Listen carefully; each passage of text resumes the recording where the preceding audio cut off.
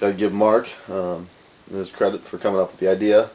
I just executed it, so thanks, Mark, because I actually like doing these videos. It makes me kind of think about the future and stuff. So without any further ado, I'm going to do the cards, all the fights we saw leading up to the main event.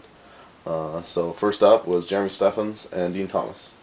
For Stephens, I want to see him again. The kid showed heart in his fight. So, I'd like to see him fight against maybe another guy who, lost his first fight in the UFC or is, 1-1 or something like that, or bring somebody back. First guy that popped in my mind just because I loved his fight with Huerta was Leonard Garcia. That guy's willing to stand up and trade. He's willing to go. He wants to take it to the ground. He wants to do it all. And that just makes an exciting fight. So let's put Stephens in with him. Elsewhere, Dean Thomas, of course, he challenged Kermit Cintron at the end of his fight.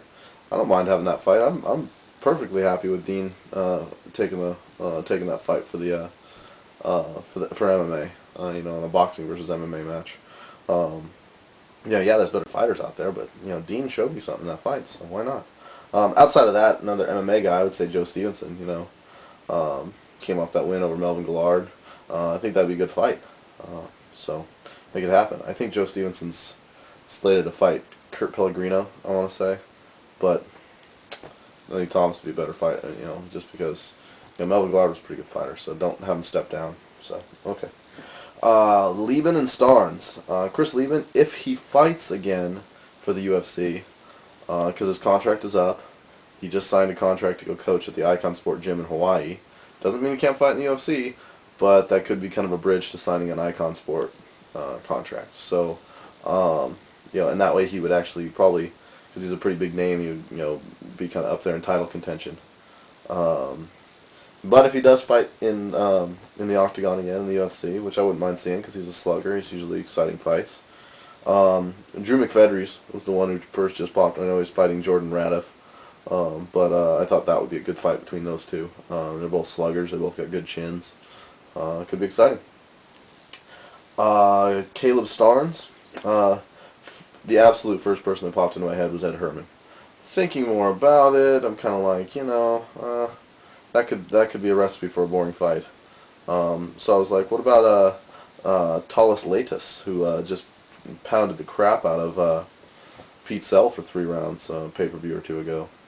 I think that would be awesome. So that's where I'd actually like Caleb to go. Moving on, Keith Jardine, Houston Alexander. Jardine, he lost all his momentum from the Forrest Griffin loss. He's kind of back down to where he was right after he lost to Stephan Bonner. Eric Schaefer or David Heath. Schaefer was slated to fight Sean Salmon, and Belcher stepped in for him. So if Schaefer's injuries isn't too bad, or just get those two together, that's kind of a bad matchup for Jardine, but it's one of those styles make matchups fights. So I think that'd be cool. David Heath, he's just an exciting fighter. I want to see that kid get another shot. So either one of those guys I'm cool with. Now Houston Alexander, it's funny, the guys that I came up with, they just fought each other, and winner or loser, I don't care. I'd like to see one of them fight Houston, and that's either Jason Lambert or Renato Sobral. I really want to see Babalu again. I think he's a great fighter, and yeah, he's lost 2 in a row now, but he lost to Chuck, and he lost to Jason Lambert. Jason Lambert's a pretty good fighter, so let's give Babalu another shot and have him go against Houston Alexander, or I'm cool with Jason Lambert as well. So one of those 2 guys, bring him back, get him back in the mix. Moving on, Terry Martin, Ivan Salivary.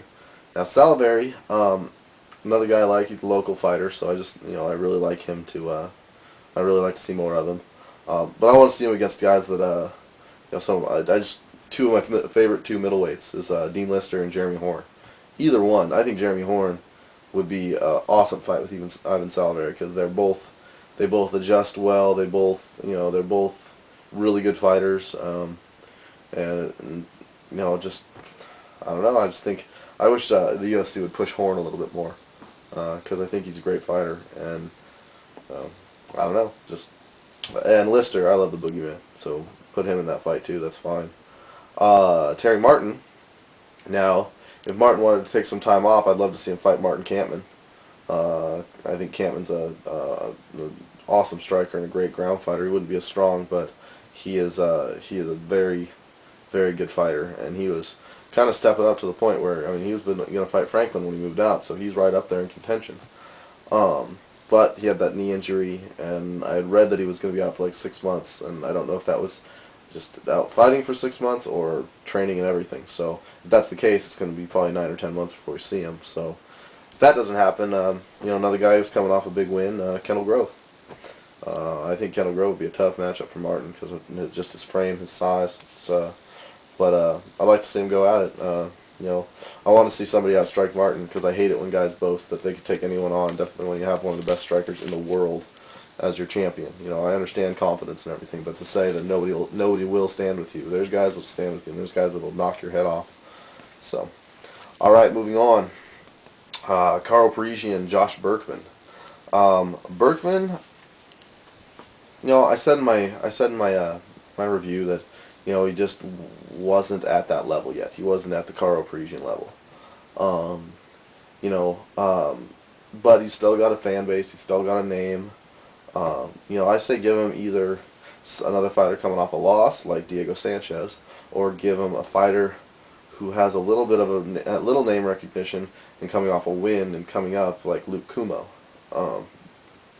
Luke Kumo is one of my favorites. I'd rather see that fight just because Kumo's that guy that just has heart. I mean, just goes. He was last picked on the Ultimate Fighter and he lost in the finals.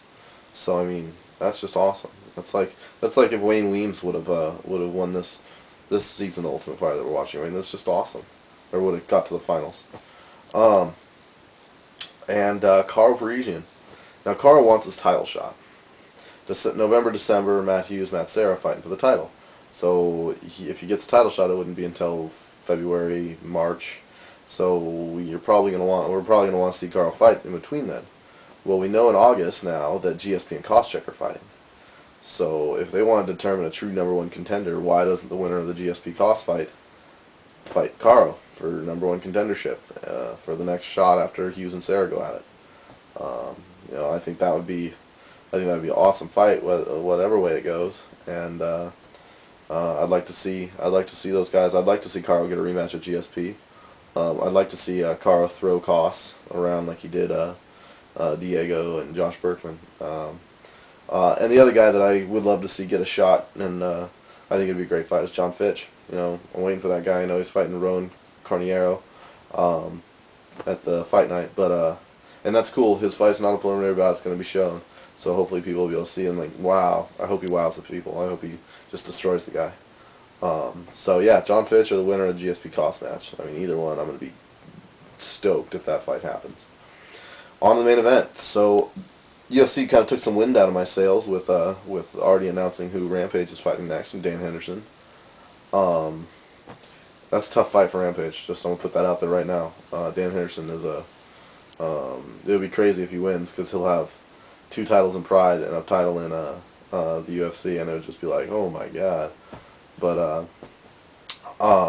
so we already know what Rampage is doing. And if it wasn't Dan Henderson, it would be probably an immediate rematch with Chuck Liddell because Liddell, he's a longtime champion. He deserves an immediate rematch. So, but since now he doesn't get that, really the only 2 guys I could come up with would be Lyoto Machida. The hype machine around him, I really want it to fall on his ass because I'm not on the Machida war wagon at all. I think he's a boring fighter. I think he's play it safe mentality, and I think that he doesn't have anywhere near the power to. I mean, I think Chuck would rock him in a heartbeat. So either Machida or if Rashad beats Tito, give him Rashad because that fight's coming up at 73. You could fit another fight, maybe on the card that Rampage and Henderson are going to have a headline. I don't know. I hope Chuck fights soon though. Getting knocked out in a matter of a minute 48 or whatever. I think he should be able to. I think he will. I think he'll want to get back in the octagon real quick. I mean, look what he did after his losses to Rampage last time and to Couture. He got right back in on it right away. So that's kind of what I want to see. So other cool things that I just saw. I came home from my camping trip this weekend, and I was reading through the paper, Sunday paper, second page of the sports page, a big picture and article on the UFC, and that's the first time I've ever seen it in my paper. I don't know if elsewhere in the country and in the world you see it, in the paper like that, but this was huge. I was like, wow. Not only did they get on SportsCenter, now they're getting in not only national papers but local papers, on the cover of Sports Illustrated, cover of ESPN the magazine. I mean, it's funny. I thought that kind of the last 2 years were the huge growth spurt of the sport, but I don't even think we've hit it yet. I think it's starting now, the huge growth spurt. I mean, let's just keep watching and get excited. So, all right, well, night train. Shocker, I gotta go do some shit, so I'm out.